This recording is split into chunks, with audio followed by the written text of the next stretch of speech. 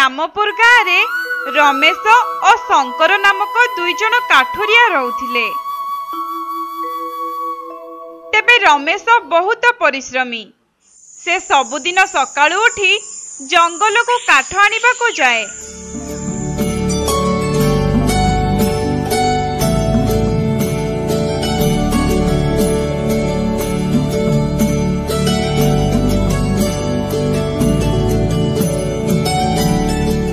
आउ संध्या हेबा पूर्वरु काठ मुंडाई घर को आसे। हेले शंकर प्रत्येक दिन सकाळे विलंबरे उठी काठ आनिबा पई जंगल को जाए।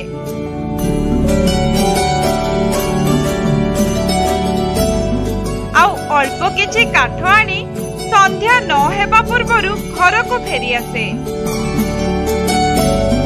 नहीं आउ कौन हेबो एतिकिरे दिन चली जो बेसी आनिबा कोन दरकार काली रो कथा काली बुझिबा। किछि वर्ष परे रमेश कठिन परिश्रम करी गोटिए भल घरटिए तैयारी कला। किंतु शंकर जेमिति की सेमिति रहिछि। ये वो हमर बहुत परिश्रम देखौछि। हो हो चालू। किछि दिन परे रमेश बाहा होई गला। आउ शंकर ताकू देखि ईर्षा करबा को लागिला। हैं आ बाहा भी होई गला ना रमेश आउ मु तो दुई जन सांग किंतु एई किछि वर्ष भितरे सी एते सब करि देला। किंतु मु जेई कि सही ना मते काहे किछि ठीक लागुनी। किछि तो गुटे कथा अछि ये रमेश मते लुचौछि। बाहा होई सारिबा परे भी रमेश सकाळु शीघ्र उठी जंगल को काठ काटिबा को जाउथाए। मु जाउछि फेरु फेरु टिके डेरी हेई जिवो। बेसी डेरी करिबोनी मते भारी डर लागुछि। संध्या हेबा पूर्वरु फेरी आसीबो। तुमे भी ना अरे आजी कोन जंगल को मु नुआ करी जाउछि ना नुआ करी डेरी रे फेरुछि। केबे केबे काम रही गले फेरीबा को टिके डेरी हेई जाए। से जहा भी हेउ तम काम तम पाखरे थाउ मु जानिनी किछि। संध्या हेबा पूर्वरु फेरी आसीबो। हौ हौ तम कथा रहिला मु एबे जाउछि।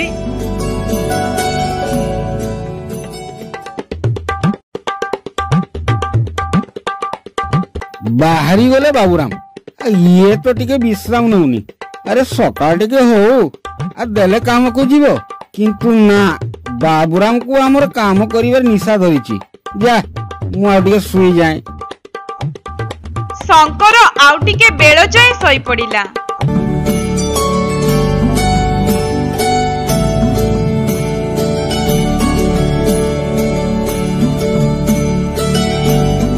रमेश जंगल भितरे भल गछटिए खोजु खोजु गोटिए पोखरी पाखरे पहुंचिला। आउ सेठारे एक भल गछटिए मध्य पाइला। हाँ एई गछर काठ भल हेबो आउ एहार डाळ भी मोटा अछि।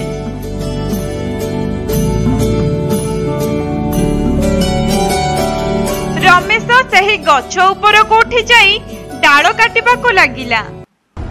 आउ डाळटी को काटू काटू रमेश हाथरू कुऱ्हाड़ीटी खसी जाई पाखरे थिबा पोखरी रे पड़ी गला। अरे अरे ये कौन हेई गला मु एबे कौन करिबी। मो पाखरे तो गुटिए ही कुऱ्हाड़ी थिला। एबे मु काठ काटिबी केमिति आउ काठ न काटिले मो घर केमिति चलिबो। हे भगवान केते बड़ भूल हेई गला मोर। रमेशर मन भारी दुख हैला। आउ से पोखरी कूल रे बसी प्रार्थना करबा को लागिला। हे जल देवता मते टिके सहाय्य करंतु। किछि समय परे पानी भितरु जल देवता बाहरिले।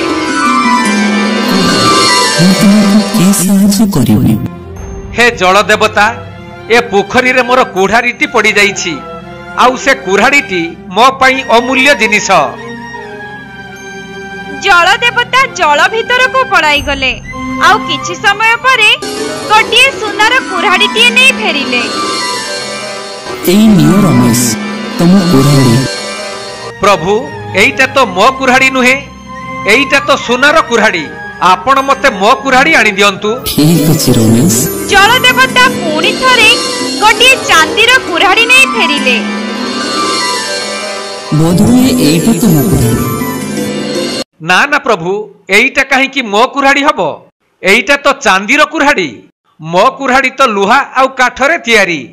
जल देवता हस हस मुखरे पानी भीतर को जाई रमेशर प्रकृत कुराड़ी को नहीं बाहर को आसिले। आउ रमेश निजर प्रकृत कुराड़ी को देखी बहुत खुशी होई गला।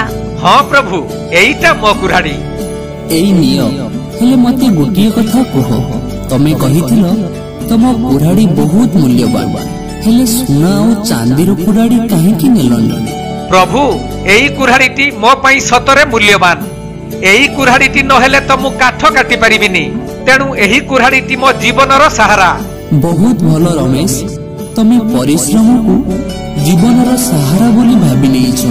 आउ तम मनरे लोभ नाही। एई नियो ए सोना और चांदीर कुराड़ी तुम सरलतार उपहार। रमेश आनंदरे कुराड़ी गुड़ी को नहीं जल देवता को प्रणाम कला। आउ जल देवता जल भीतर को चली गले। तापरे रमेश से दिन आउ काठ न काटी घर को फेरी गला।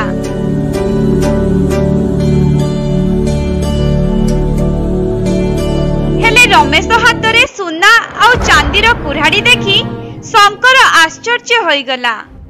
अरे बाप रे, मु ये कौन देखुची? रमेश पाखरे सोना आउ चांदीर कुराड़ी। ये निश्चित ए सब कोठू चोरी करिछि। मु जाई देखे। शंकर लुचि लुचि झरका पटे रमेशर सब कथा सुनिबा को लागिला। देख मु कौन सब नहीं आसीछि। सत्य तो तमे सब कुआडू पाइलो? अरे बाबा कहूची सबु कथा तुमको कहिबी। आज जंगल भितर गोटे पोखरी निकटरे थिबा गछर डाल काटू काटू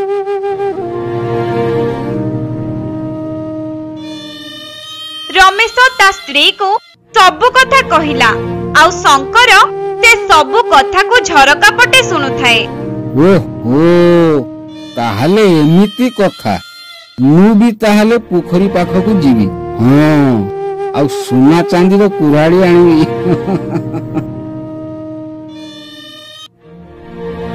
शंकर जाई पोखरी पाखरे पहुंचिला। आउ ता कुराड़ीटी को पोखरी भीतर को पकाई देला। तापरे सेठी बसी प्रार्थना करिबा को लागिला।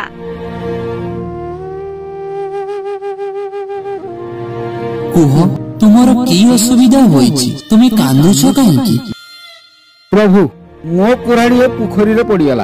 आपण कुराड़ी फेराई दियंतु। जल देवता जल भीतर को गले। आउ शंकरर प्रकृत कुराड़ी को नहीं फेरिले। एई नियो तम कुराड़ी। नहीं, एटा मो कुराड़ी नुह। जल देवता पुणी जल भीतर को जाई एक चांदीर कुराड़ी नहीं आसिले। एई नियो एइटा बोधे तम कुराड़ी।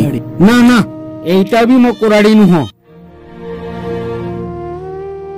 शेषरे जल देवता एथरक सुंदर कुराड़ी नहीं बाहर को आसिले। आउ ताहाकू देखी शंकर खुशी होई गला। एटा मो कुराड़ी प्रभु, एटा मो कुराड़ी। तम मते मिछ कहिलो शंकर, तमे बहुत लोभी। जल देवता रागी जाई पोखरी भितरे लीन होई गले। मो कुराड़ी मते फेराई दियंतु प्रभु। मो कुराड़ी मते फेराई दियंतु। मोर भूल होई गला। तेबे शंकर मिछ कहिथिबारु शास्ति पाइला। आउ रमेश ता सरलतार पुरस्कार पाइला। सेथिपाई कुहंती लोभ करिबा बहुत खराब।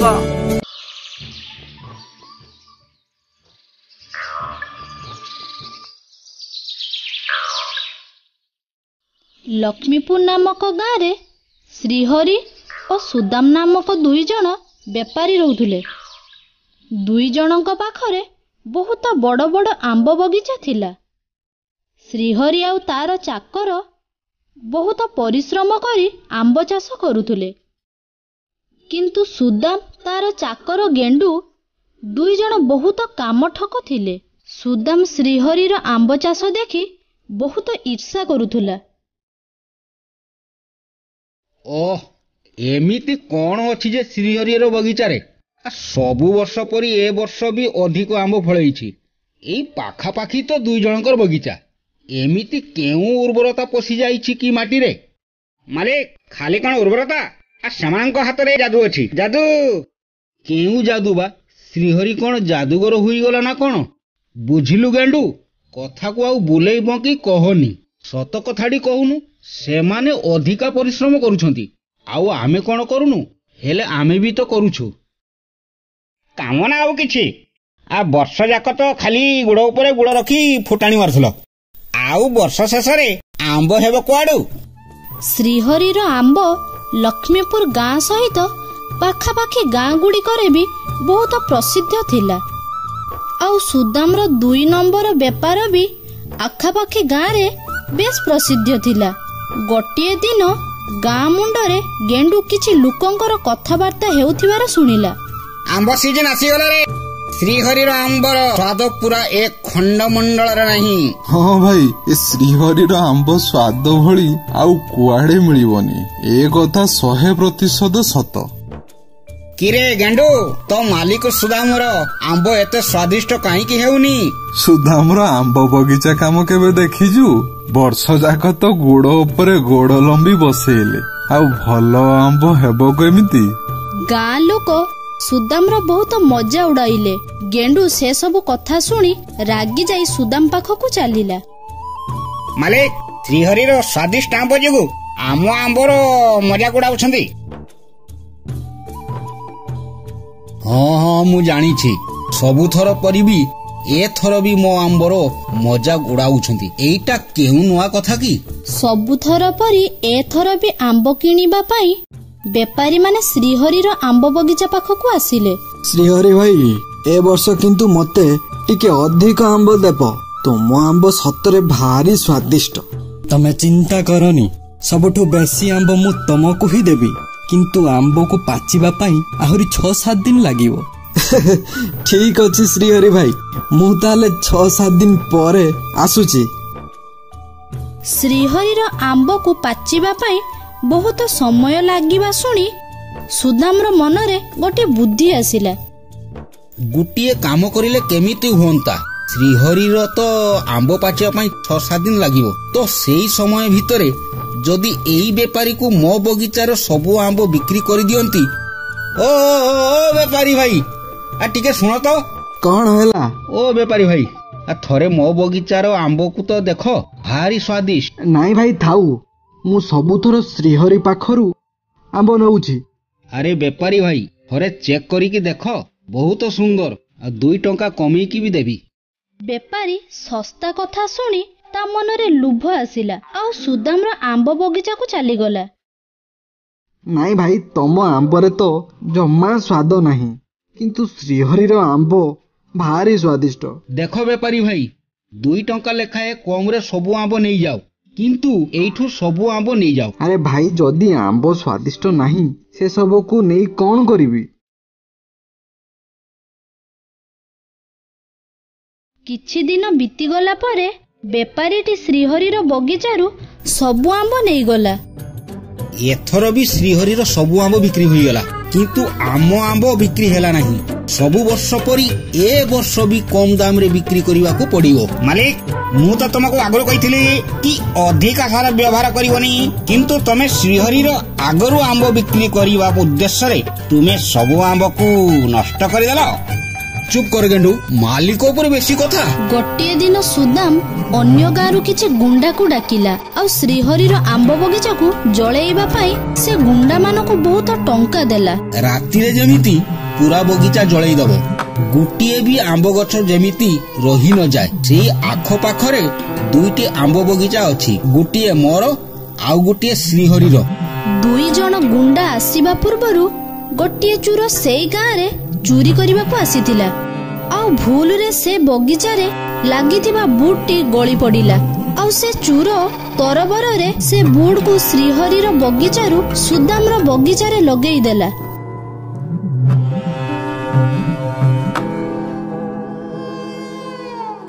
ଲାଗୁଛି ଏ ଶ୍ରୀହରିର ବଗିଚା ଏଇଟା।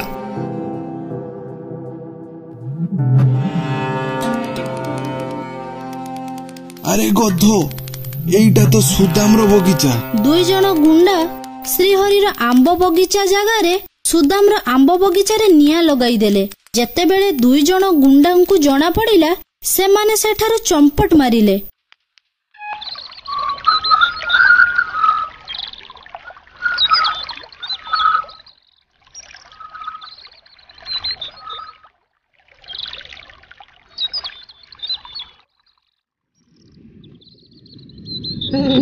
ଶ୍ରୀରାମପୁର ନାମକ ଗାଁରେ ରାଧୁ ନାମରେ ଜଣେ କେଉଟ ରହୁଥିଲା। ସେ ମାଛ ଧରି ତାକୁ ବିକ୍ରି କରି ତାର ଘର ଚଳାଉଥିଲା। ସବୁଦିନ ପରି ରାଧୁ ମଧ୍ୟ ମାଛ ଧରିବାକୁ ଗଲା। ସେଦିନ ସେ ନଦୀ କୂଳରେ ବସି ଜାଲ ପକେଇ ମାଛ ଧରିଲା।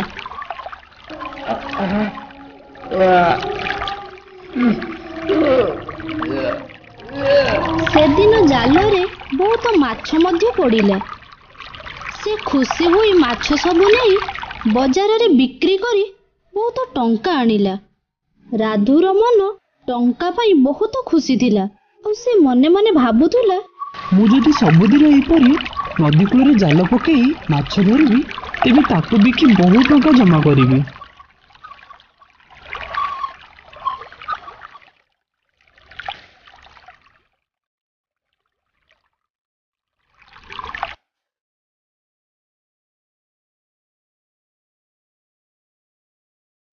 ରାଧୁ ସବୁଦିନ ସକାଳ ଉଠି ନଦୀ କୂଳକୁ ଯାଏ। ମାଛ ଧରି ତାକୁ ବିକ୍ରି କରି ଟଙ୍କା ଆଣେ। ଏମିତି କିଛି ଦିନ ବିତିଗଲା। ତାପରେ କିଛି ଦିନ ଯିବା ପରେ ଦିନେ ରାଧୁ ଚିନ୍ତା କଲା, ଯଦି ଜାଲରେ ମାଛ କଣ୍ଟା ଲଗାଇଦେବି, ଜାଲରେ ମାଛ ପଡ଼ିବା ସହ କଣ୍ଟାରେ ବି ମାଛ ପଡ଼ିବ। ମୁଁ ବହୁତ ମାଛ ଧରିପାରିବି। ଏମିତି ଭାବି ରାଧୁ ଜାଲରେ ମାଛ କଣ୍ଟା ଲଗାଇ ନଦୀରେ ଜାଲ ପକେଇଲା। କିଛି ସମୟ ପରେ ଜାଲ ଉଠେଇ ଦେଖିଲା, ଜାଲରେ ମାତ୍ର ଗୋଟିଏ ଛୋଟ ମାଛ ଲାଗିଛି। ରାଧୁର ମନ ଖରାପ ହୋଇଗଲା। ତାପରେ ସେ ଛୋଟ ମାଛକୁ ଜାଲରୁ ବାହାର କରିବାକୁ ଆରମ୍ଭ କଲା। ଠିକ୍ ସେଇ ସମୟରେ ମାଛଟି ତା ସହିତ କଥା ହେବାକୁ ଆରମ୍ଭ କଲା। ଓହ କେଉଟ ଭାଇ, ଦୟାକରି ମୋତେ ଛାଡ଼ିଦିଅ, ଦୟାକରି, ନହେଲେ ମୁଁ ମରିଯିବି। ମୋତେ ପାଣିରୁ ବାହାର କରନି, ମୁଁ ମରିଯିବି। ଦୟାକରି ମୋତେ ଛାଡ଼ିଦିଅ, ଟିକେ ଦୟା କର କେଉଟ ଭାଇ।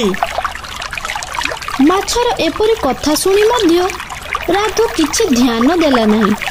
ତାପରେ ପୁଣି ଛୋଟ ମାଛଟି ରାଧୁକୁ କହିଲା, ଓହ କେଉଟ ଭାଇ, ମୁଁ ତୁମକୁ କିଛି କହିବାକୁ ଚାହୁଁଛି। ତୁମର ବହୁତ ବଡ଼ ସାହାଯ୍ୟ ହେଇଯିବ। ତୁମେ ମୋତେ ପୁଣି ଥରେ ପାଣିରେ ଛାଡ଼ିଦିଅ। ମୁଁ ମୋର ସବୁ ସାଙ୍ଗକୁ ତୁମ ବିଷୟରେ ଯାଇ କହିବି। ତୁମେ ଯେତେବେଳେ ଆଉ ଥରେ ଆସିବ, ମୁଁ ମୋ ସାଙ୍ଗମାନଙ୍କୁ ନେଇ ଆସିବି। ଦେଲେ ତୁମେ ବହୁତ ମାଛ ପାଇବ। ଇଏ ତ ବହୁତ ବଢିଆ, କିଛି ତ ଖରାପ ବୁଦ୍ଧି ନୁହଁ। ଆଜି ତ ମାତ୍ର ଗୋଟିଏ ମାଛ ଜାଲରେ ପଡ଼ିଛି। ଯଦି ମୁଁ ଏ ମାଛର କଥା ଶୁଣିବି, ତାହେଲେ କାଲି ମୁଁ ବହୁତ କିଛି ମାଛ ପାଇବି। କାରଣ ଏ ଛୋଟ ମାଛଟି ତାର ସାଙ୍ଗ ମାଛମାନଙ୍କୁ ନେଇ ଆସିବ। ଛୋଟ ମାଛର କଥାରେ ରାଧୁ ବିଶ୍ୱାସ କରି ମାଛଟିକୁ ନଦୀରେ ଛାଡ଼ିଦେଲା। ଛୋଟ ମାଛଟି ବହୁତ ଖୁସି ହୋଇ ନଦୀ ପାଣିରେ ଖେଳି ଖେଳି ଚାଲିଗଲା।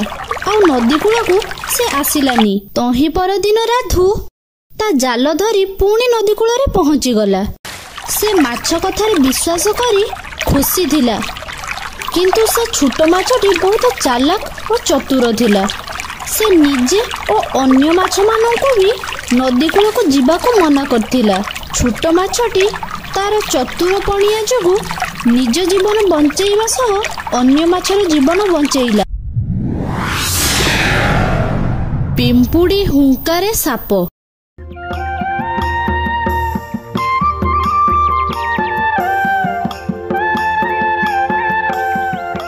ପାହାଡ଼ ପାଖ ଏକ ଗାଁରେ ଗୋଟିଏ କୃଷକ ରହୁଥିଲା। ସେ ନିଜ ପାଖରେ କିଛି ଟଙ୍କା ଜମା କରି ଅଳ୍ପ ଅଳ୍ପ କିଛି ଚାଷ ଜମି କିଣିଲା।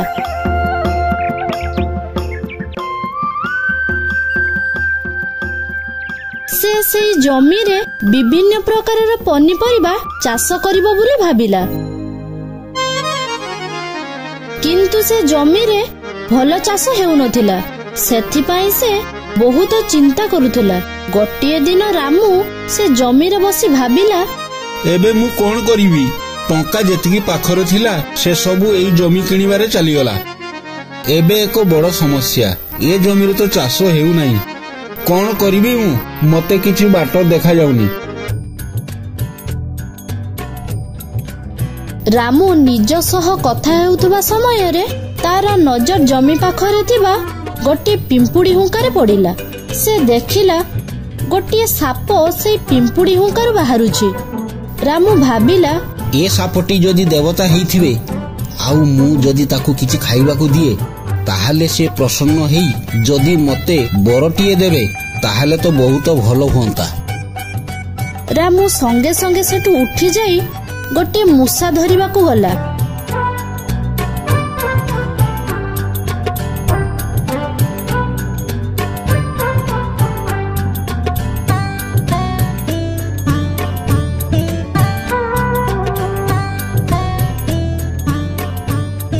ମୂଷାଟିକୁ ଧରି ପିମ୍ପୁଡି ହୁଙ୍କା ପାଖକୁ ଚାଲିଲା।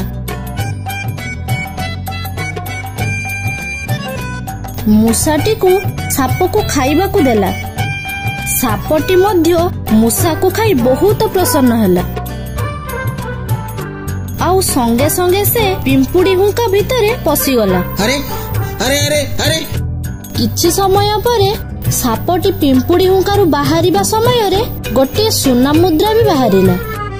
ଆରେ ଆରେ, ମୁଁ ଠିକ ଭାବୁଥିଲି, ଇଏ ତ ଗୋଟେ ଦେବତା। ଧନ୍ୟ ପ୍ରଭୁ ଧନ୍ୟ, ମୋର ଏବେ ସବୁ ଦୁଃଖ କଷ୍ଟ ଦୂର ହୋଇଯିବ।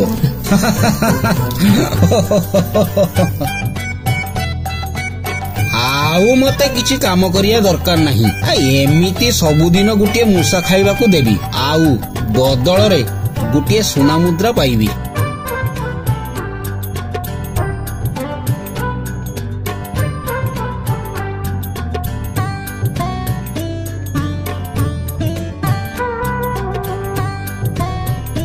ରାମୁ ପୁଣି ତା ପରଦିନ ସକାଳ ଉଠି ଗୋଟିଏ ମୂଷା ଖୋଜିବାକୁ ଲାଗିଲା ଆଉ ତାକୁ ମାରି ସାପକୁ ଖାଇବାକୁ ଦେଲା।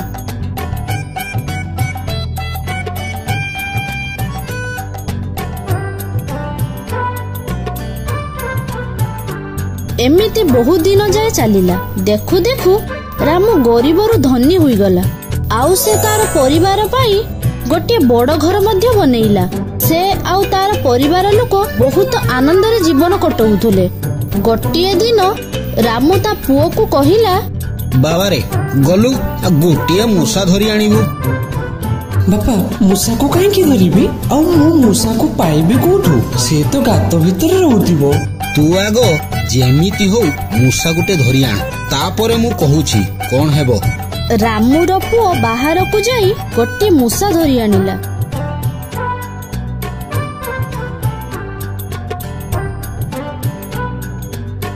ବାପା ଦେଖ, ମୁଁ ମୂଷାକୁ ଧରି ଆଣିଛି। ଏବେ କୁହ ମୁଁ କଣ କରିବି?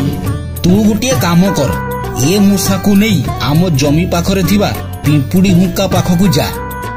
ସେଠି ଦେଖିବୁ ଗୋଟିଏ ସାପ ରହୁଥିବ, ତାକୁ ଖାଇବାକୁ ଦବୁ, ତାପରେ ଦେଖିବୁ କଣ ହବ। ରାଜୁ ମୂଷାଟିକୁ ଧରି ପିମ୍ପୁଡି ହୁଙ୍କା ପାଖକୁ ଚାଲିଲା।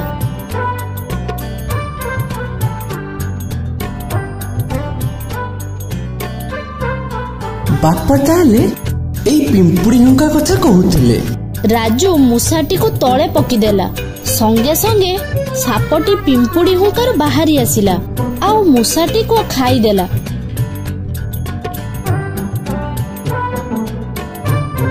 ଆରେ ଇଏ ତ ମୂଷାକୁ ଖାଇଦେଇ ଗାତ ଭିତରେ ବସିଗଲା।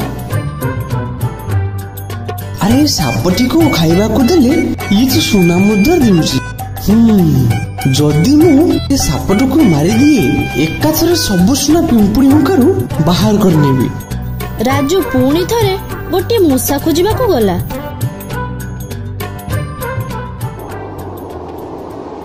ରାଜୁ ମୂଷାଟିକୁ ତଳେ ପକାଇବା ମାତ୍ରେ ସାପଟି ବାହାରକୁ ବାହାରି ଆସିଲା ଆଉ ରାଜୁ ସେ ସାପଟିକୁ ମାରିବା ପାଇଁ ଯାଉଥିଲା। ସେତିକି ବେଳେ ସାପଟି ରାଜୁର ଗୁଡକୁ କାମୁଡି ଦେଲା। ରାଜୁକୁ ସାପ କାମୁଡିବା କଥା ସେପଟେ ରାମ ଜାଣିପାରିଲା ଆଉ ରାଜୁ ଏସବୁ କରିଥିବା କାମ କଥା ଶୁଣି ରାମ ମନ ଭାରି କଷ୍ଟ ହେଲା। ହେ ଭଗବାନ, ଏସବୁ କଣ ହେଇଗଲା? ଗୋଟିଏ ମିସ୍ତ୍ରୀ ରହୁଥିଲା। ତାର ନାଁ ଶିବୁ। ସେ ବହୁତ ସୁନ୍ଦର ଘର ବନୁଥାଏ।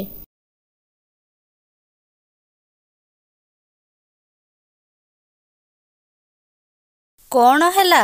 ଆଜି ତମେ ବହୁତ ଦୁଃଖରେ ଅଛ? ହଁ, ଆଉ ମିସ୍ତ୍ରୀ କାମ କରିବିନି। 25 ବର୍ଷ ହେଲା ମିସ୍ତ୍ରୀ କାମ କରୁଛି। ଲୋକମାନଙ୍କ ପାଇଁ କେତେ ବଡ଼ ବଡ଼ କେତେ କେତେ ସୁନ୍ଦର ଘର ବନେଇଛି, କିନ୍ତୁ ଆଜି ଯାଏ ନିଜ ପାଇଁ ଗୋଟିଏ ଭଲ ଘର ବନେଇ ପାରିନି। ତୁମେ ଅଯଥାରେ ଚିନ୍ତା କରୁଛ, ବୁଝିଲ? ଦେଖିବ ସବୁ ଠିକ ହୋଇଯିବ, ଆଉ ଆମର ବି ଗୋଟିଏ ଭଲ ଘର ହେବ। ହେଲେ କେମିତି ହବ? ମିସ୍ତ୍ରୀ କାମ କରି ଯେତିକି ଟଙ୍କା ଆସୁଛି ସେତିକିରେ ଚଳିବା କଷ୍ଟକର ହେଇଯାଉଛି, ଆଉ ତୁମେ କହୁଛ ଆମର ଭଲ ଘରଟିଏ ହବ?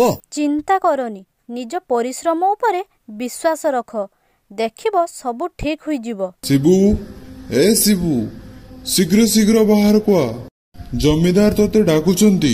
ଶିବୁ ସଙ୍ଗେ ସଙ୍ଗେ ଜମିଦାରଙ୍କ ଘରକୁ ଚାଲିଲା। ଶିବୁ ଭାବୁଥିଲା, ଜମିଦାରଙ୍କ ପାଖରେ ମୋର ଆଉ କି କାମ? ଏଇ କିଛି ଦିନ ତଳେ ତ ଜମିଦାରଙ୍କର ଘର କାମ ସରିଲା। ଆସ ଆସ ଶିବୁ, ଶୁଣ, ମୋର ଆଉ ଗୋଟିଏ ଘର ବନେଇବାର ଅଛି, ବହୁତ ବଡ଼। ଆଜ୍ଞା, ଏଇ କିଛି ଦିନ ତଳେ ମୁଁ ତ ଆପଣଙ୍କ ପାଇଁ ବଡ଼ ଘର ବନେଇଥିଲି, ଆଉ ତା ପୂର୍ବରୁ ମଧ୍ୟ 4-5ଟି ଘର ବନେଇଥିଲି। ହଁ, କିନ୍ତୁ ମୋର ଆଉ ଗୋଟେ ଘର ବନେଇବାର ଅଛି। ଠିକ ଅଛି ଆଜ୍ଞା, ଏଇ ନିଅ ଟଙ୍କା, ଆଉ ଆଜିଠୁ କାମ ଆରମ୍ଭ କରିଦିଅ। ଆଉ ହଁ, ଏ ଘରଟିକୁ ଯେତିକି ଅନ୍ୟ ଘର ସୁନ୍ଦର ଆଉ ମଜବୁତ ବନେଇବ, ଯେମିତି 50 ବର୍ଷ ଯାଏ ଘରର କିଛି ବି ନ ହୁଏ। ଶିବୁ ସେଇ ଦିନଠୁ ଘର କାମ ଆରମ୍ଭ କରିଦେଲା। କାମ କରୁ କରୁ ତାର ଟଙ୍କା ମଣି କଥା ମନକୁ ଆସିଲା। ସେ ଭାବିଲା, ମୁଁ ଯଦି ଏଇ ଟଙ୍କାରେ ମୋର ନିଜର ଘର ବନେଇ ଦିଏ ତାହେଲେ କେମିତି ହୁଅନ୍ତା? ଏମିତିରେ ବି ଜମିଦାରଙ୍କର ବହୁତ ଘର ଅଛି, ଆଉ ସେସବୁ 50 ବର୍ଷ ଯାଏ କିଛି ହେବ ନାହିଁ। ଯଦି ଏଇ ଗୋଟିଏ ଘର କିଛି ବର୍ଷ ପରେ ଭାଙ୍ଗିଯାଏ ତାହେଲେ ବି ଜମିଦାରଙ୍କର କିଛି କ୍ଷତି ହେବ ନାହିଁ।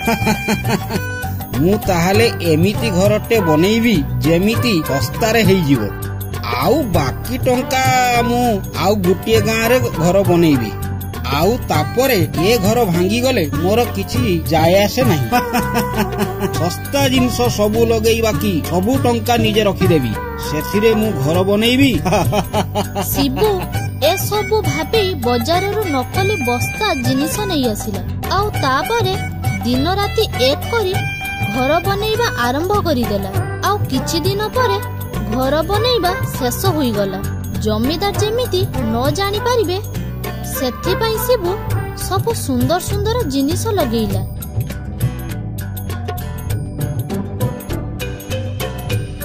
ବାବା ଶିବୁ, ତୋ ହାତରେ ତ ଯାଦୁ ଅଛି, କେତେ ଶୀଘ୍ର ଏ ଘର ତିଆରି କରିଦେଲୁ।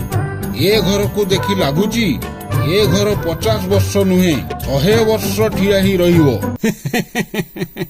100 ବର୍ଷ? 100 ବର୍ଷ ତ ମୋ ଘର ଠିଆ ହେବ। ଜମିଦାର ବାବୁ, ଯୋଉଟା ମୁଁ ଅନ୍ୟ ଗାଁରେ ବନେଇବି ଏ ଘର ତ 2 ବର୍ଷରେ ଭାଙ୍ଗିଯିବ। ଏ ଘରେ ତ ସବୁ ଶସ୍ତା ଜିନିଷ ଲାଗିଛି। ଶିବୁ, ଶିବୁ, କଣ ଭାବୁଛୁ? ତୁ ଆମ ପାଇଁ ଆଜି ଯାଏ ବହୁତ ଘର କରିଛୁ, ହେଲେ ମୁଁ ତତେ ଖାଲି ତୋର ପରିଶ୍ରମ ପାଉଣା ଦେଇଛି। ଆମ ପରିବାରର ସମସ୍ତଙ୍କ ଇଚ୍ଛା କି ଆମେ ତତେ ଗୋଟିଏ ଉପହାର ଦେବୁ, ସେଥିପାଇଁ ଏ ଘର ବନେଇଛୁ। ଏଇ ନେ ଚାବି, ଏ ଘର ତତେ ଉପହାର ଦେଲୁ। କିନ୍ତୁ ଜମିଦାର ବାବୁ, ମତେ ଏ କଥା ଆଗରୁ କାହିଁକି କହିଲନି? ଶିବୁର ମୁଣ୍ଡରେ କିଛି କଥା ପଶୁନଥିଲା। ସେ ଏବେ କଣ କରିବ? ଏତେ ବଡ଼ ଘର ଉପହାରରେ ନ ନେବା ପାଇଁ ମନା ବି କେମିତି କରିବ? ତେଣୁ ସେ ବାଧ୍ୟ ହୋଇ ଘରର ଚାବି ନେଇ ତା ସ୍ତ୍ରୀ ସହିତ ଘରେ ରହିଲା। ବଡ଼ ଘର ଦେଖି ଶିବୁର ସ୍ତ୍ରୀ ବହୁତ ଖୁସି ହୋଇଗଲା, କିନ୍ତୁ ଶିବୁ ଖୁସି ନଥିଲା। ସେ ସବୁଦିନ ରାତିରେ ଶୋଇଲା ବେଳେ ଭାବେ ଯେ ଏମିତି ସେ କାହିଁକି କଲା। ହେ ଭଗବାନ, ଏସବୁ କଣ ହେଇଗଲା? ମୁଁ ତ ପୁରା ଫସିଗଲି। ସେ ତ ମତେ ଘର ଉପହାର ଦେଲେ, ତାପରେ ବି ମୁଁ ନୂଆ ଘର କଣ ପାଇଁ ତିଆରି କରୁଛି? ମୁଁ କଣ କହିବି ତାଙ୍କୁ? ମୁଁ ଅନ୍ୟ ଗାଁରେ ନୂଆ ଘର ବି ତିଆରି କରିପାରିବିନି, କି 2 ବର୍ଷ ଅଧିକ ଏ ଘରେ ରହିପାରିବିନି। ଏ ଘର ତ 2 ବର୍ଷରେ ଭାଙ୍ଗିଯିବ। ବାଧ୍ୟ ହୋଇ ଶିବୁ ସେ ଘରେ ତା ସ୍ତ୍ରୀ ସହିତ ରହିଲା। ବଡ଼ ଘର ପାଇ ତା ସ୍ତ୍ରୀ ବହୁତ ଖୁସି ହୋଇଗଲା, କିନ୍ତୁ ଶିବୁ ଦିନକୁ ଦିନ ଦୁଃଖିତ ହେଉଥିଲା। ଏମିତି ଦେଖୁ ଦେଖୁ 2 ବର୍ଷ ବିତିଗଲା, ଆଉ ସେହି ଦିନ ବି ଆସିଗଲା। ଶିବୁର ଭାବିବା ଅନୁସାରେ ଯେଉଁ ଦିନ ଘର ଭାଙ୍ଗିବ ତା ଆଗ ଦିନ ରାତିରେ ତାକୁ ନିଦ ହେଲା ନାହିଁ। ସେ ଶୋଇକି ଏସବୁ ଭାବୁଥିଲା। କାଲି ଏ ଘର ପୁରା ଭାଙ୍ଗିଯିବ। ଯଦି ମୁଁ ଏ ଘରକୁ ମରାମତି କରି ଭାଙ୍ଗିବାରୁ ବଞ୍ଚାଇବି, ତାହେଲେ ବି ମୋତେ ଜମିଦାରଙ୍କ ଉତ୍ତର ଦେବାକୁ ହେବ। ସେ କହିବେ କି ଏତେ ସବୁ ଘର ତିଆରି କରିଛୁ, ସେ ସବୁ କିଛି ହେଇନାହିଁ। ଏ ଘର ଭାଙ୍ଗିଲା କେମିତି? ଏହା ପରେ ମୋର ଠକାମି ଧରା ପଡ଼ିଯିବ। ଏସବୁ କଥାରୁ ଗୋଟିଏ ଉପାୟରେ ବଞ୍ଚିପାରିବି। ମୁଁ ଯଦି ସ୍ତ୍ରୀକୁ ନେଇ ତା ବାପ ଘରକୁ ଚାଲିଯିବି। ଶିବୁ ତା ସ୍ତ୍ରୀକୁ ନେଇ ତା ବାପ ଘରକୁ ଚାଲିଗଲା। ତାପରେ ସେହି ଦିନ ରାତିରେ ସେ ଘରଟି ପୁରା ଘୁଷୁଡ଼ି ପଡ଼ିଲା। ତହିଁ ପରଦିନ ସକାଳୁ ଯେତେବେଳେ ଶିବୁ ସେ ଘର ପାଖକୁ ଆସିଲା, ଘରକୁ ଦେଖି ବହୁତ କାନ୍ଦିଲା ଆଉ ଅଭିନୟ କଲା। ହେ ଭଗବାନ, ଏ ଘରେ ତ ମୋର ସବୁ ଜିନିଷ ଥିଲା। ଘର ଘୁଷୁଡ଼ିବାରୁ ସବୁ ଜିନିଷ ମାଟିରେ ପୋତି ହେଇଗଲା। ଜମିଦାର ଆସି ଏସବୁ ଦେଖିଲେ। ଯେତେବେଳେ ଶିବୁକୁ ପଚାରିଲେ, ଶିବୁ ତାଙ୍କୁ କହିଲା, ଆମ ଭାଗ୍ୟରେ ବୋଧେ ଆଉ ଚାଳ ମାଟି ଘର ଲେଖା ଅଛି। ସେ ପାଇଁ ଘର ନଷ୍ଟ ହେଇଗଲା। ଆପଣଙ୍କ ଅନ୍ୟ ଘର ତ କିଛି ହୋଇନି, କିନ୍ତୁ ଏ ଘର।